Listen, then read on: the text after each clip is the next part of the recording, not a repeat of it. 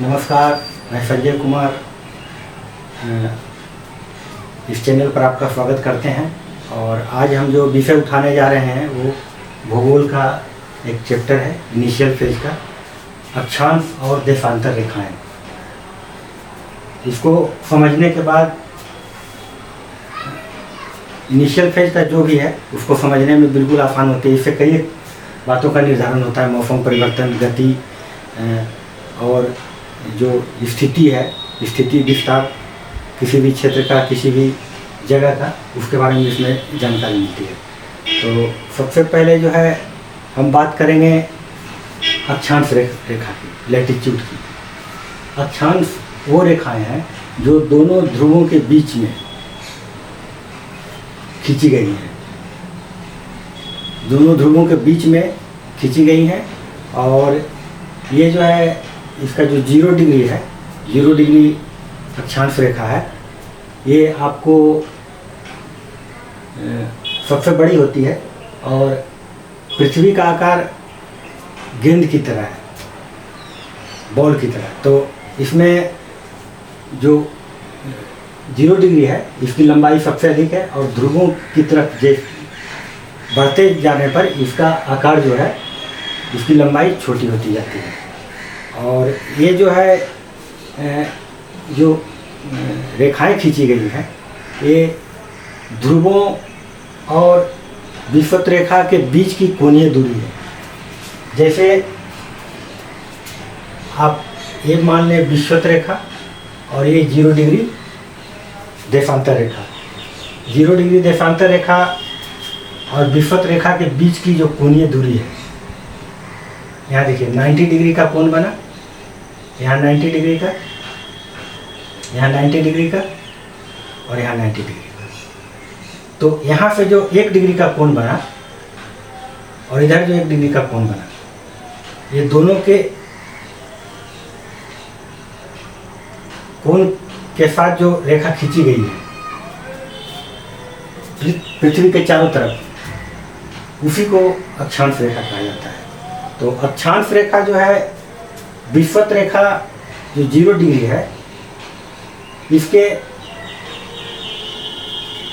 उत्तर में 90 हुआ अक्षांश और दक्षिण में अक्षांश हुआ। असल में है क्या कि जो 90 डिग्री है, ऊपर जो 90 डिग्री यहाँ है और यहाँ जो 90 डिग्री है दक्षिणी ध्रुव, यह एक बिंदु के समान हो जाता है। तो वो रेखा नहीं है, वो अक्षांश है, लेकिन 90 डिग्री अक्षांश कहा जाता है, लेकिन रेखा नहीं है। रेखा आपको 0 डिग्री के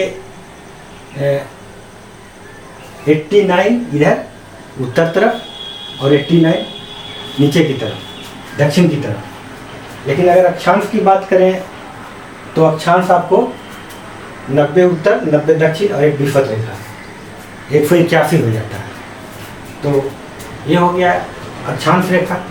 और अक्षांश रेखा जो है आपको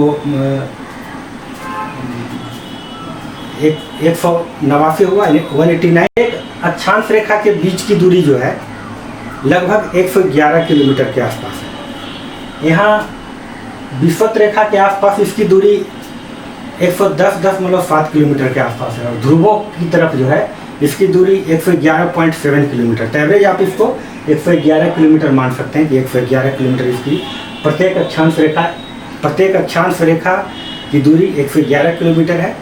और ये जो अक्षांश रेखा है इसको 90-60 डिग्री में बांटा गया है। फिर उसको जो है उस 60 डिग्री को 60 भागों में बांटा गया है, उसको आप सेकंड कहते हैं।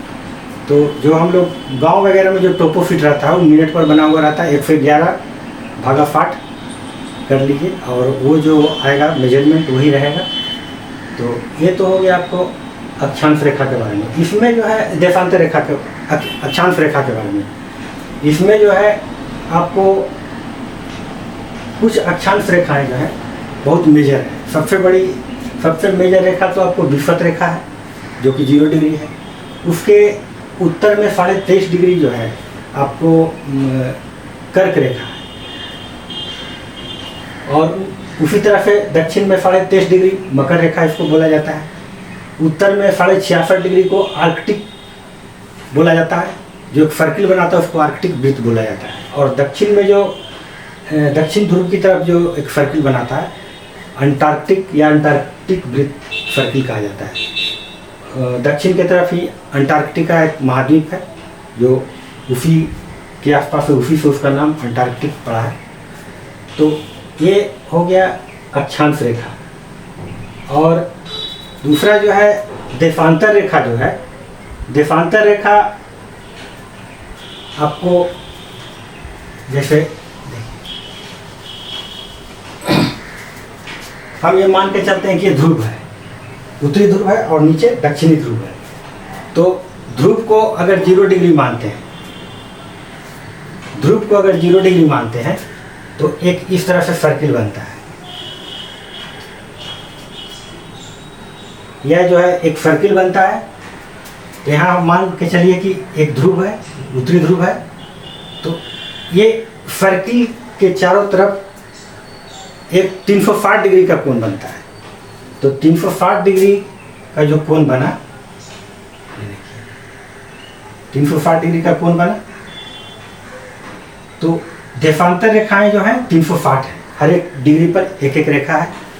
लेकिन इसमें समस्या यह हुआ कि इसका 0 डिग्री कहाँ माना जाए। तो ग्रीनविच जो इंग्लैंड का एक शहर है उसको ग्रीनविच को 0 डिग्री मान लिया गया और उसी को, और वहीं से आपको इधर की तरफ जो है आपको पूरब की तरफ जो रेखा है ये हो गया 90 डिग्री और यहाँ 180 डिग्री हुआ। इधर पश्चिम की तरफ जो रेखा है इधर भी हो गया 90 डिग्री और यहाँ 180 डिग्री। तो 0 डिग्री के पूरब की तरफ जो रेखा है उसको पूर्वी देशांतर रेखा कहते हैं और पश्चिम की तरफ जो रेखा है उसको पश्चिमी देशांतर रेखा कहते हैं। तो यहाँ पर 180 डिग्री जो है आकर के कॉमन हो गया है। ये इसी को अंतर्राष्ट्रीय तिथि रेखा कहते हैं। यहाँ से समय जो है बदल जाता है। इधर से जब कोई समुद्री जहाज इस तरफ आता है तो एक दिन बढ़ा करके काउंट करता है और इधर से जब इधर जाता है तो एक दिन घटा करके काउंट करता है। कहने का मतलब कि इधर जो है आपको 180 डिग्री के पूरब तरफ बढ़ने पर अगर आपको सोमवार रहेगा तो पश्चिम की तरफ जो है रविवार ही रहेगा, संडे ही रहेगा। तो ये हो गया आपको देशांतर रेखा जो कि 360 है। तो देशांतर रेखा की जो लंबाई है, आपको देशांतर रेखा जो है, प्रत्येक देशांतर रेखा जो विषुवत रेखा पर है उसकी लंबाई 111.32 किलोमीटर है। 111.32 किलोमीटर है विषुवत रेखा पर। और जैसे जैसे ध्रुव की ओर बढ़ते जाते हैं इसकी लंबाई कम होती जाती है प्रत्येक डिग्री, प्रत्येक रेखा की। और ऊपर में जा करके एक बिंदु की तरह जा करके मिल जाता है और वहाँ जो है आपको इसकी लंबाई समाप्त हो जाती है। और सबसे अधिक लंबाई जो है आपको विषुवत रेखा पर रहती है जो कि 11.32 किलोमीटर, 111.32 किलोमीटर ये रहती है। उसी तरह से आपको इसकी जो लंबाई है विषुवत रेखा की, इसकी जो विषुवत रेखा की जो लंबाई है बराबर है। जैसे कर्क रेखा, ये अक्षांश रेखा की लंबाई जो है वो विषुवत रेखा की लंबाई अधिक थी, कर्क रेखा की उससे कम, और आर्कटिक वृत्त की जो है उससे